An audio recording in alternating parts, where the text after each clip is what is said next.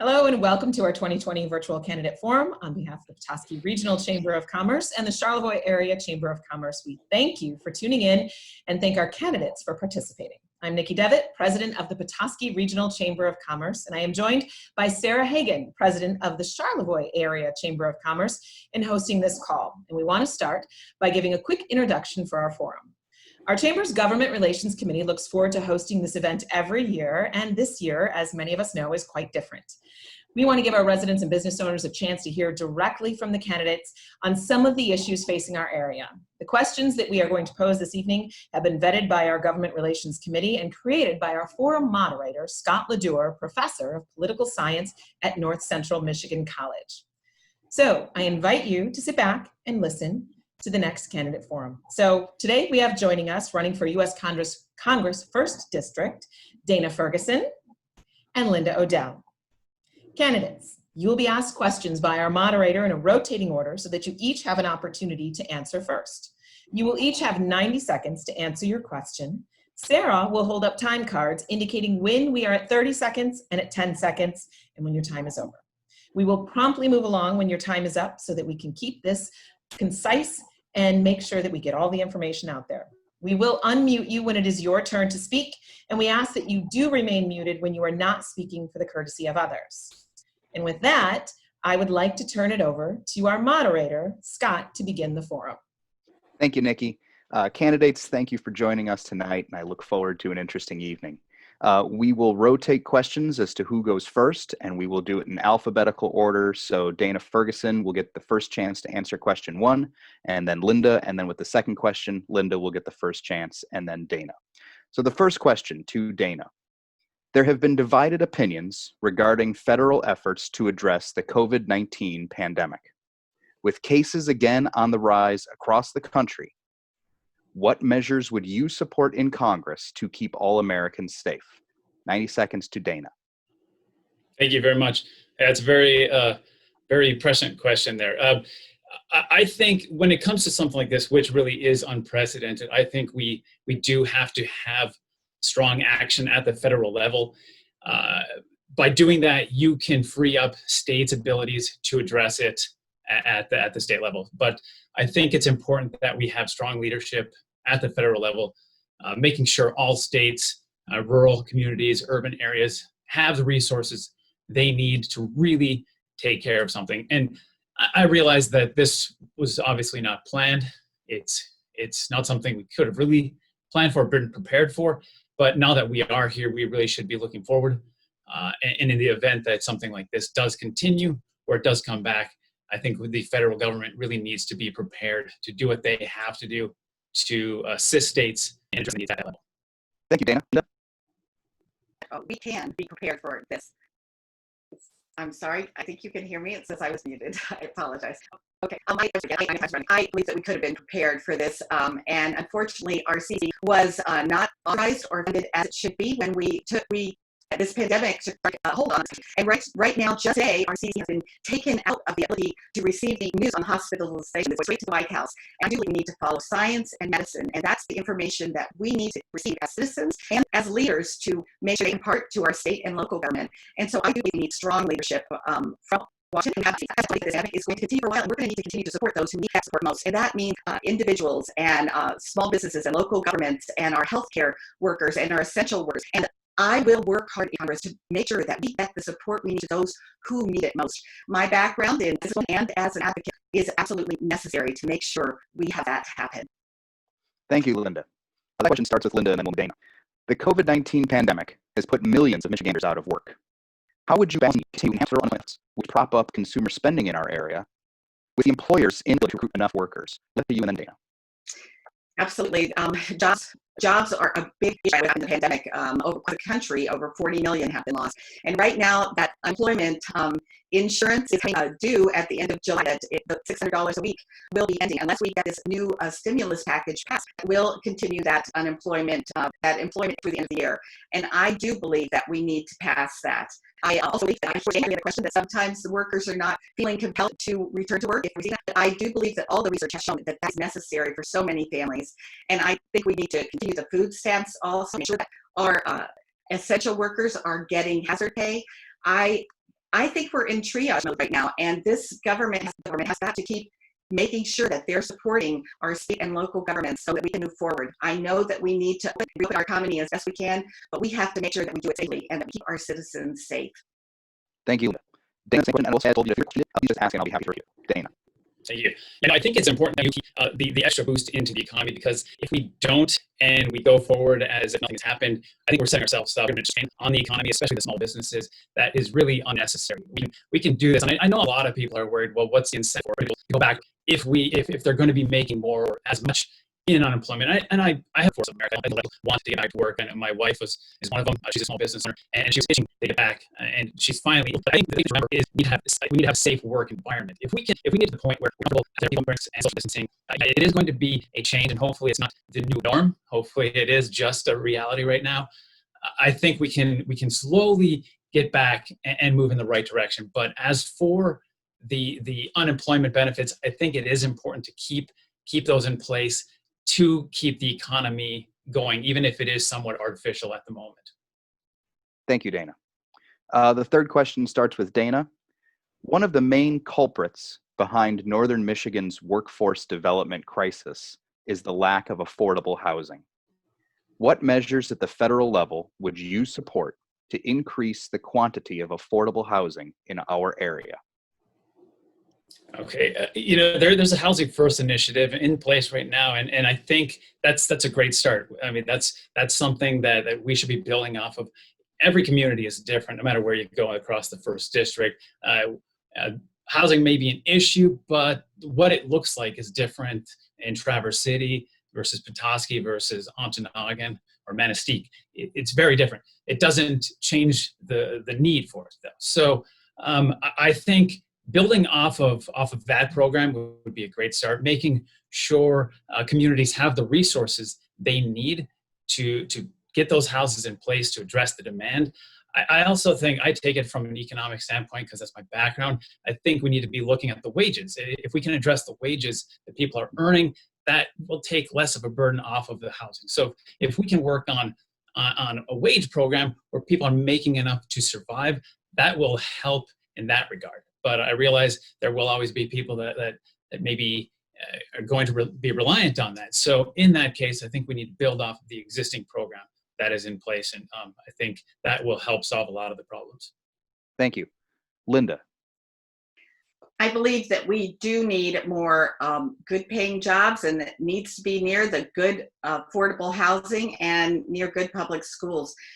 I think that we do need more successful entrepreneurships in this district, and that is one thing that I really want to support. I believe that by supporting new and small businesses here, we will have better wages and more good paying jobs, and that is the way to drive that affordable housing in the areas where we need it most.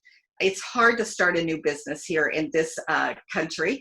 The large firms, they have a bigger advantage because they have the resources to take on the regulations, the lobbying, and the complicated tax code that we have. And so I believe it's government's duty to make sure they support small businesses, and especially elected representatives. And I will do just that as your elected representative, to make sure that I support these small businesses growing, and so that we can have that more affordable housing near the places that we need it most.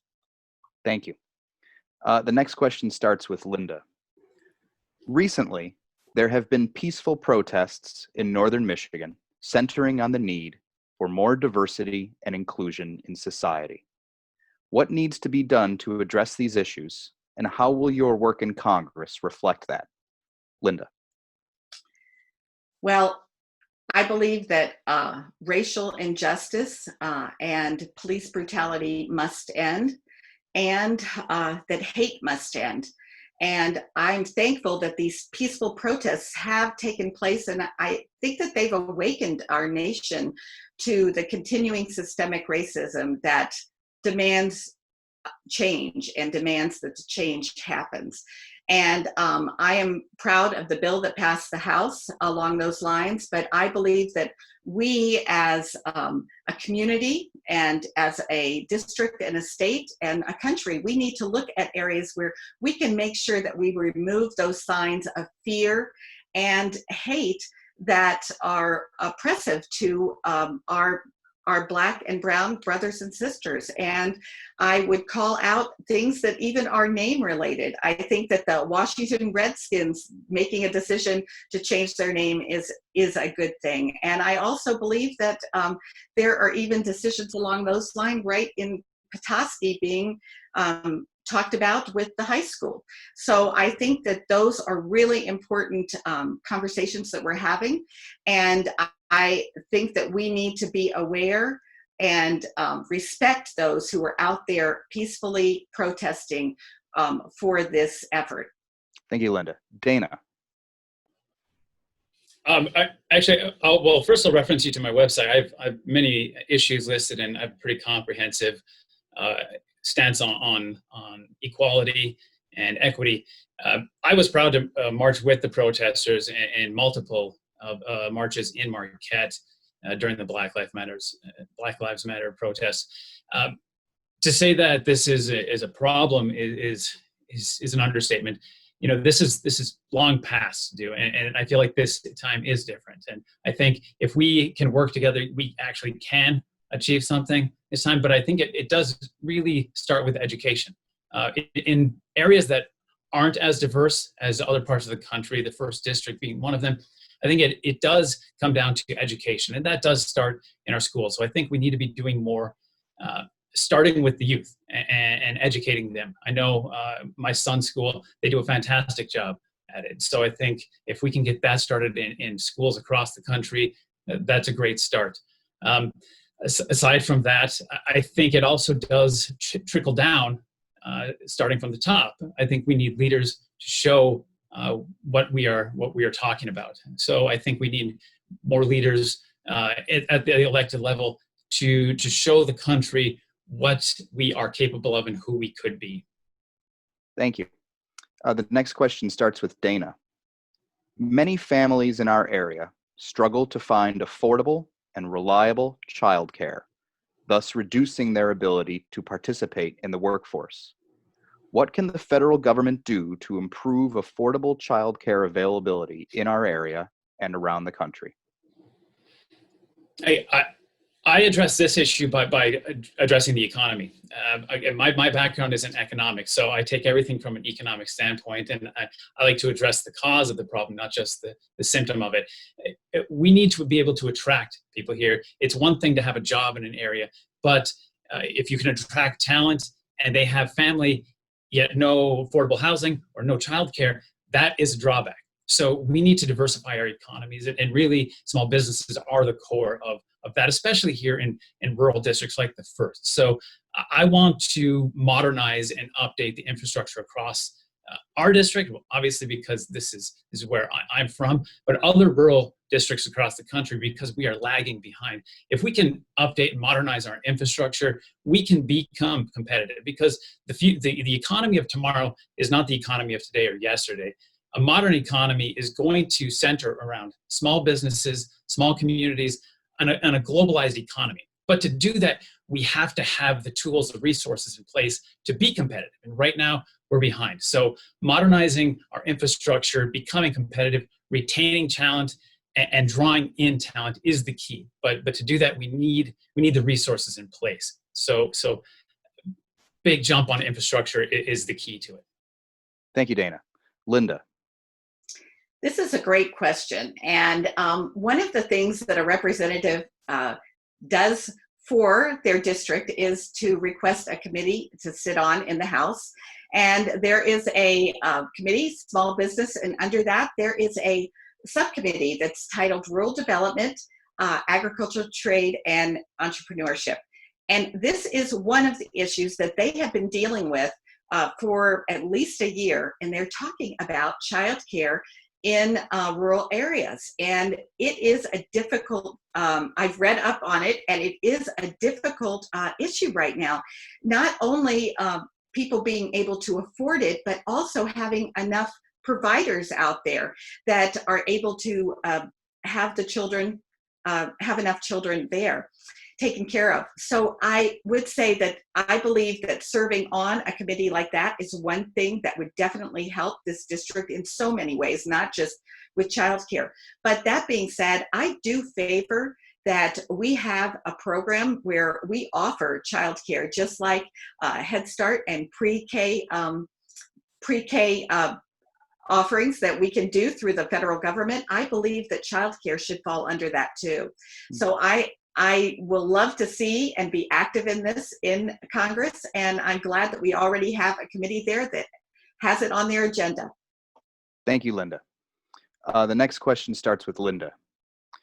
The Great Lakes are experiencing some of their highest water levels ever, causing flooding and shoreline erosion. What can the federal government do to help address this issue now and in the future? Linda. Well, we are so lucky to be the district with more shoreline on these Great Lakes than any other district, and we are stewards of them, absolutely. And they are being affected by so many things, invasive species and climate change and the high water levels. And also we have a pipeline out there that is proving to be an aging pipeline that is we're not able to trust. It's so great a risk right now. But the high water levels are of concern to this whole district, and not just private and public property, but also power plants and sewage systems are involved, and also millions of Michiganders drinking waters. So that is probably the most scary part of it that could be affected. I know that there is a lot of research done on intake and outtake, things that we could accomplish here. And I believe that those are two reasonable things to address. And I believe that the federal government is involved in considerations with that right now.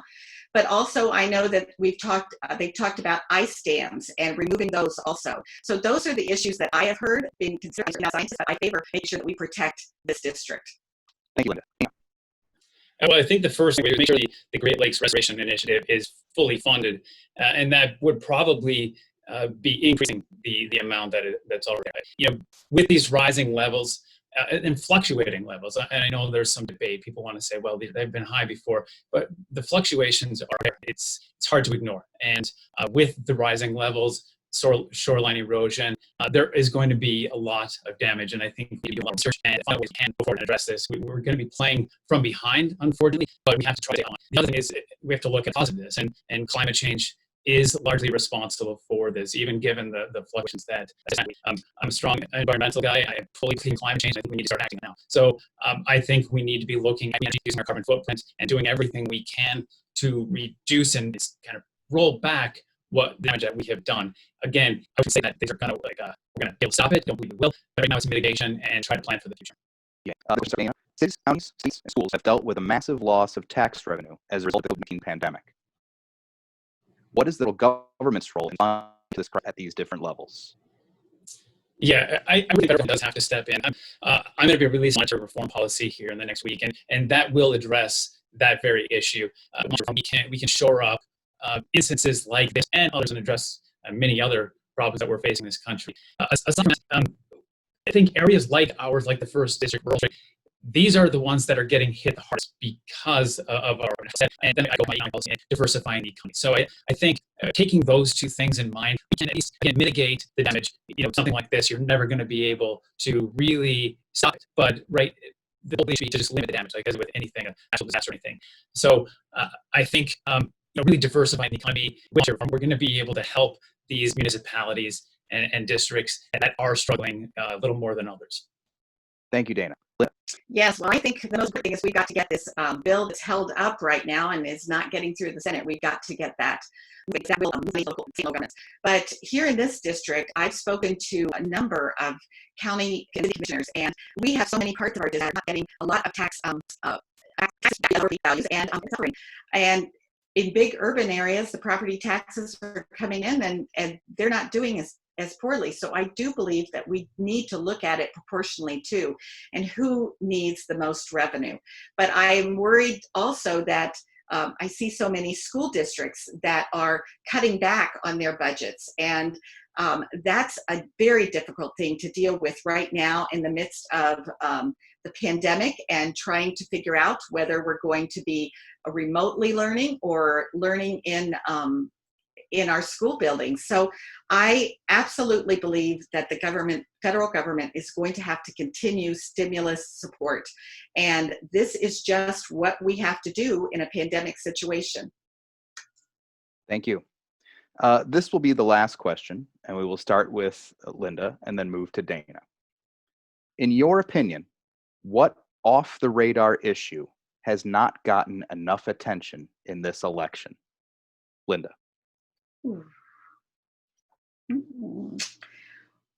Well, I'm going to go to infrastructure.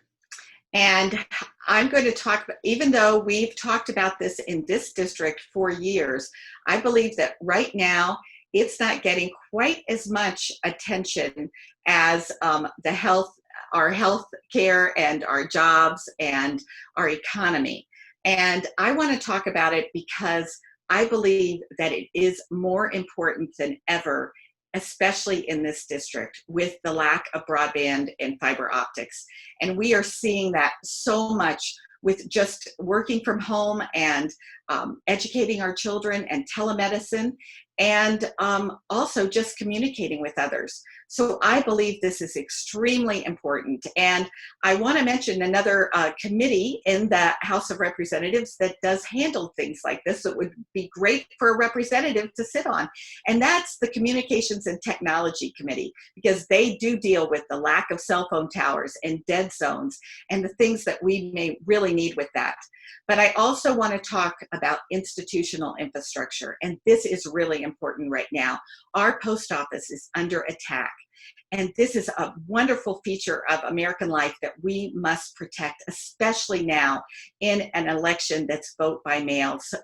So we must protect the post office, and I encourage people to get absentee voters so they can vote and vote safely.